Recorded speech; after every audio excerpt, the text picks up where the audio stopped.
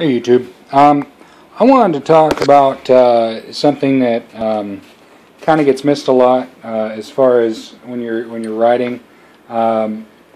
People don't really tell you this all the time, and maybe even a lot of people don't even know about this. But sometimes you hear about people grenading their derailleur, and it's a common thing that happens a lot. People replace their derailleurs. Depends on who's riding it. Some people go through a derailleur a season, sometimes more often. And one of the reasons that happens, sometimes it's weak parts. That's definitely a thing. But the other thing is improper shifting. Now, as a new rider, you want to have your gears and you want to go through them and stuff like that. It's important that you don't shift under power. Now, what that means is, if you're cranking down on the pedals, just trying to make it up a hill, and you go and shift, you're putting a lot of pressure on this little derailleur back here. I've seen one go right in front of me, and that was for him it was particular. I believe it was a $150 mistake. That's what it cost him to get the derailleur replaced. So the key is, it comes with experience, but when you're coming up to a climb, you want to get your gears down well before you get to that climb. So, you want to go through the gears and get them down to where you're basically, spinning your gears or spinning your crank, and you can't get any traction or any positive engagement because you're so low. That way when you hit that climb, you can basically stay in that gear and get over it. Now, as you get better, which gear that's going to be will change. So initially, to get up a hill, you may need to be all the way at this top gear because you're kind of new at it. But the same hill, as you get better and better, that'll climb down. So that's a kind of a thing with experience. But if you're in this gear and you're down here going fast, and then you're coming up to a climb, and mid-climb you decide to go all the way up here, you're putting your chain, your sprocket, and your derailleur under a lot of stress. And just by backing off and getting your gears shifted before the climb, you're going to save your derailleur and you're going to save your drivetrain.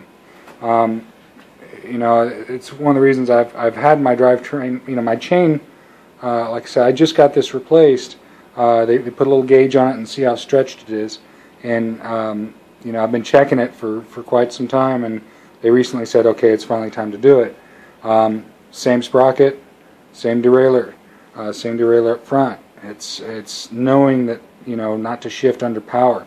Now, if you do find yourself in a situation where you're shifting under power, what you can do, and I still don't really recommend it. I'd say get off the bike and either shift the gears and then get back on it and try and climb, or walk it. Or the other thing you can do is if it's a situation that allows, if you're in just a little bit too high of a gear and you need to down gear one more, really just kind of put your muscle into it, crank it a few times real hard, and then as soon as you let off, then you shift. Okay, now this isn't foolproof. You can still grenade your derailleur by doing that.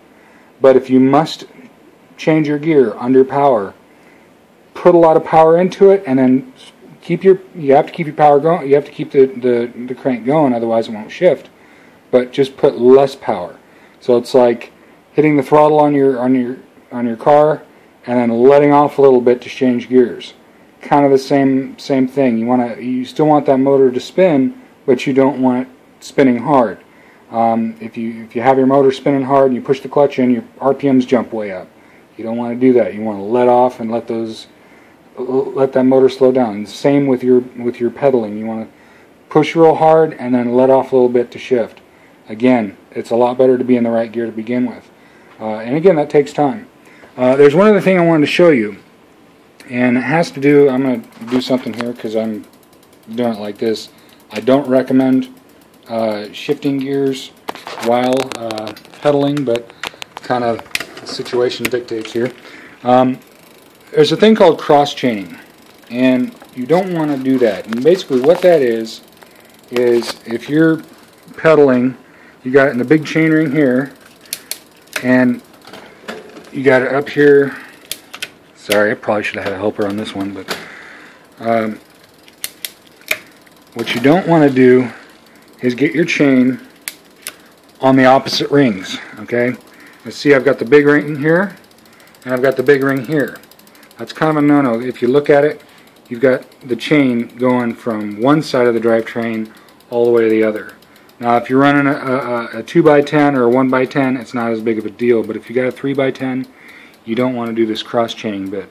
And the other big thing I would say is before you get to a climb or something like that, first thing I would do is automatically just kind of drop it on down to the small ring, and then adjust your sprocket gears accordingly.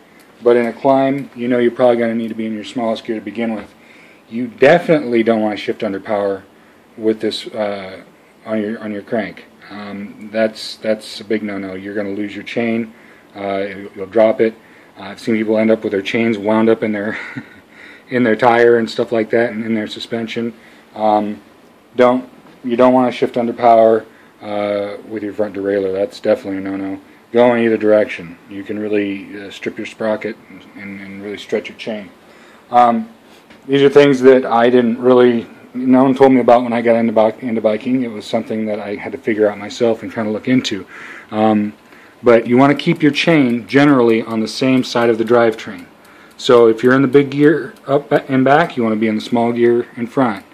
Likewise, if you're in the big chain ring back here, you want to be, on the middle to the smaller chain rings up here. So this is just one of those things that came with experience. And if I didn't see a derailleur explode in front of me, I wouldn't have really thought about this. But I asked about it and looked into it because I saw that. It's probably saved me a couple $100 in drivetrain equipment, because I could see easily wanting to shift while I'm climbing just to make it easier. So really just keep an eye on that. Don't shift under power and don't cross chain, because that can it puts unnecessary stress on your drivetrain. So anyway, thanks for watching, guys.